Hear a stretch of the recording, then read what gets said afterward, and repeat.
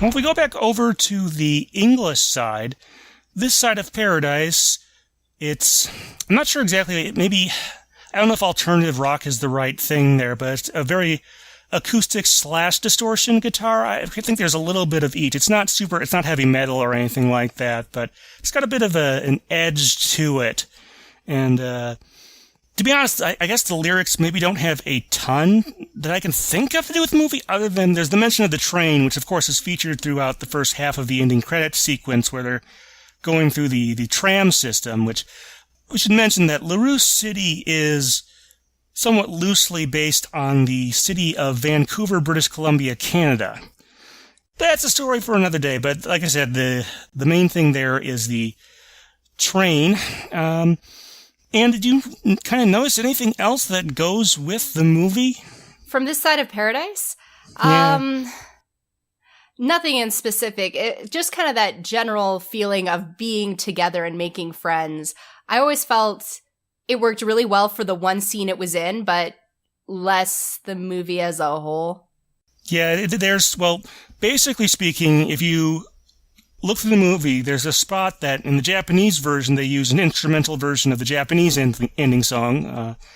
And in the English version, of course, they use the This Side of Paradise, and then the credits, of course, they're similar there. So even though at this point they were using the Japanese scores for the most part, they do splice, whenever there's the Japanese ending theme and they've replaced it, they will, of course, splice that in there. That's cool. Yeah, so that's a relatively equivalent replacement.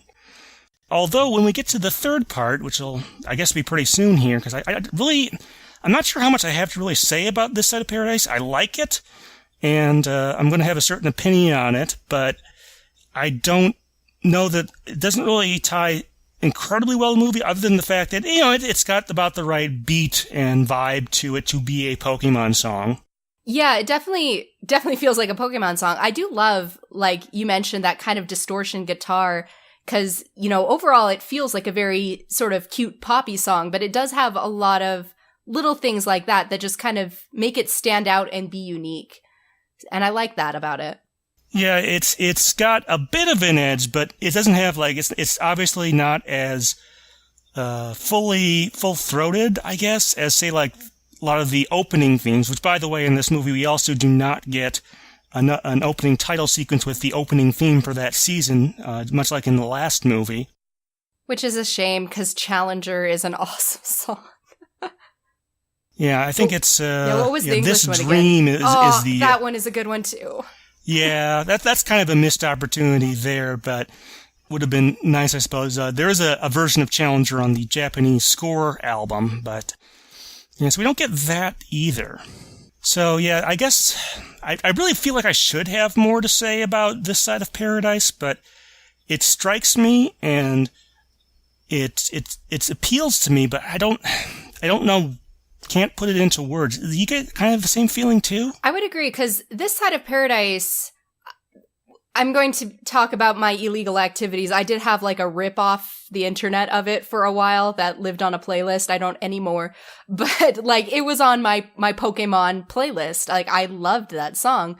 But like you say, in conjunction to the movie, I'm not entirely sure where it fits. Yeah. Is it possible that this just flat out works as a song? Like this just happens to be a catchy, really good song, even though it doesn't correlate to the movie super tightly? Oh yeah, no, it's a good song, and it's a good song for the Pokemon franchise in specific. Like I say, the song itself has really catchy lyrics and a bouncy pop feel with some instrumentation that, it kind of pushes boundaries a little about what you expect. It keeps you a little bit on your toes and, manages to be that littlest bit unique. And yeah, it's fun. Definitely one of my favorite parts about watching this movie, although I think I like this movie overall, and I think it has a ton of fans. There are a lot of people that this is near the top of their list of Pokemon movies. But I guess with that out of the way, I guess maybe we got to go to the third part here, where we've done a little bit of comparison, but these are very different songs, very different styles, very different approaches, it would seem. But I still think I can come up with a decision on which one I like better and why. But Anne, I think I'll let you go first. What do you want to say? I am,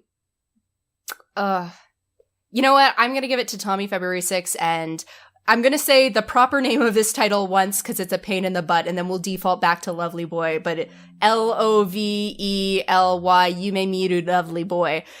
Like, that song, I think, is the better choice.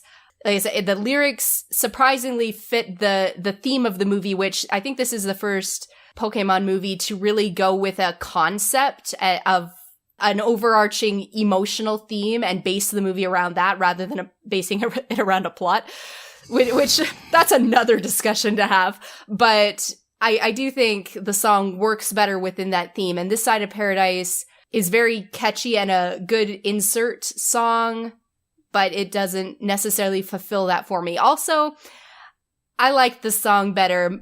That's just kind of where my tastes roll. So, well, to be a bit of a contrarian, as much as I love music from the 80s, I think we established that a couple episodes ago, I'm going to go with This Side of Paradise. And admittedly, a lot of that is simply because I don't know much Japanese, and really until I started doing a little bit of research here, I didn't really have a lot of idea what the song on the Japanese side was about. And to be honest, Lovely Boy to me is more like a guilty pleasure type of song. I mean, we didn't even mention that if you have the single for Lovely Boy, there's a nearly 10-minute remix version that has, Tommy February 6th, of course, but there's a big intro section, and then Pikachu, Plusle, and Minun come in and help sing some of the stuff, and the song goes through, and then there's this absolutely crazy, to be honest, part near the end of the remix, which is, I hate to say this, but if someone wanted to sort of present something as the most Japanese pop music thing they could find, that might actually work for it. Oh my. So, although I think I have a better opinion of Lovely Boy, knowing that some of the lyrics are maybe a little better tied in than it would sound to a native English speaker who doesn't know much Japanese. But This Side of Paradise, honestly, I really wish that at this point, Pokemon still had enough clout to get songs like this on the radio. I think this would have done, I don't think it would have topped the charts or anything, but I think it would have gotten some decent airplay, to be honest. Yeah. I think they had a little bit of, especially with digital, I mean, they did put it on that 1-4-Kids collection, but it'd be nice if they could have put out a single and maybe gotten some airplay on this, because I think it really kind of deserved that. And I think from a music appreciation perspective, and like I said, I do like a lot of Japanese music, This Side of Paradise feels more like something I can be okay with liking, as opposed to Lovely Boy, which to me feels more like a guilty pleasure type of song, to be honest. Like I said, it has that kind of Rickroll quality to it, like someone would be tricked into listening to it as a joke, even though I still think it's fun to listen to and I enjoy it. It's not something you want that I can listen to as repeatedly or as frequently as This Side of Paradise. There's going to be another thing about it. So I like both of these songs, but This Side of Paradise to me is the one that comes out on top. Just even though it doesn't have a ton of connection to the plot or themes of the movie, I just really like it, and I guess maybe I feel like it should have gotten more love from a wider audience than the franchise was getting at this point. I think that's fair. Like, yeah, I could definitely see This Side of Paradise getting like being a hit on like something like Radio Disney or like the Teen Music Awards or something. And you're definitely right. Like, you have to be into like Japanese pop idol music to be on board with a lot of the Tommy February side of her work. But I think that's kind of why they do a lot of these dubs and adaptations. I think is that for that specific reason, like for the fact that people's tastes and cultural sensibilities can sometimes diverge to the point where, you hear a song like Lovely Boy and you just don't feel what they're going for.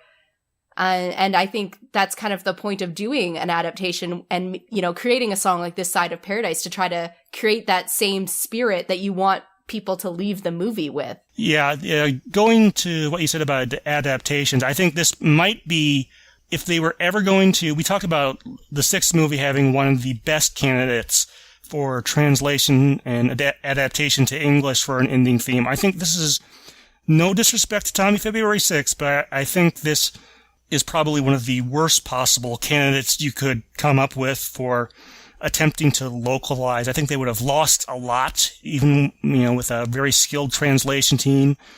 I think it would not have had the impact. I think it would have come off to be honest, to a lot of folks as, what is this? And things like that. So agreed. I think it's to be honest, had the ending theme had to serve double duty, if they had known that going in, they would have picked something totally different for the Japanese side. Most likely. Yeah, but again, the Japanese side makes their movies for their own audience, so... Which is fine. And you know what? It's kind of... I look at it as a little bonus that we get two different songs. Even if I don't always like both sides of it, sometimes I do. And sometimes that's a wonderful thing, because instead of getting one song, we get two that I like, so... Exactly, yeah. And it's wonderful, because even if you don't especially love, whatever the other song was... It does give you a different perspective on this movie that you always knew and love. And you don't always get that different perspective from the same people making the same things every time. Sometimes it takes looking at the music from a different country's dub or a different production team. So we had briefly mentioned the score earlier. Like I said, this is another one of the movies where most of the Japanese score gets ported over. I think they added a few things, and of course any instances of the ending song they would replace for the English version. But this is definitely more memorable of a score. I can't quote much of it. If I heard it, I would totally be able to tell you. It's maybe not the most singable score to any of the Pokemon movies, but it's definitely memorable. I think I'm pretty sure they have distinct themes for Deoxys and maybe Rayquaza as well. And I think that works out. Yeah, I really like the stuff with the battle tower. That was dramatic and exciting. That is an interesting scene where, Ash gets, because of the lack of coordination with his partner, who is borrowing one of his Pokemon, he gets his rear handed to him, but... Yeah, but that scene where he's going up the elevator with Tori, oh my gosh.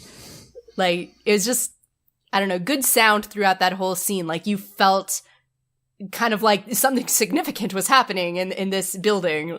Just the spirit of Pokemon competition. Yeah, it's kind of interesting because oftentimes, because we haven't had those opening sequences, we haven't seen a sort of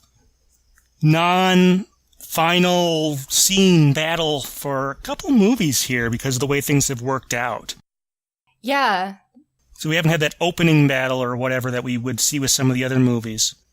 Yeah, that's true. This movie opens a little bit on the quieter side, too. And it takes a while before they get to the big battle introduction. All right. Well, I think that's going to do it for our discussion of movie 7. Maybe not a ton to say, especially, like I said, I love the English ending song, but admittedly, there's not as much to really tie it into the movie, which I think leads to a shorter discussion on some of this. But, of course, our next episode will be movie 8, Lucario and the Mystery of Mew. And admission, I have not really watched this movie. I know vaguely what it's about. I haven't really watched this or movie 9. I kind of had a gap there around the time of the 10th anniversary. I think I was graduating from college and stuff. But in any case, I do know what the ending themes of both versions are. On the Japanese side, we have Song of Origin or Beginnings. It sort of depends which version you're getting your song title from. But it's by Puffy Amiyumi, or sometimes it's known as Puffy. Which I'm sure is a band that actually some of the folks at home, even if they're not very familiar with Japan will know from doing the theme song to Teen Titans and also having a show of their own very briefly on Cartoon Network. So that'll be, I'll still let you do most of the research for that side, Anne. Happily.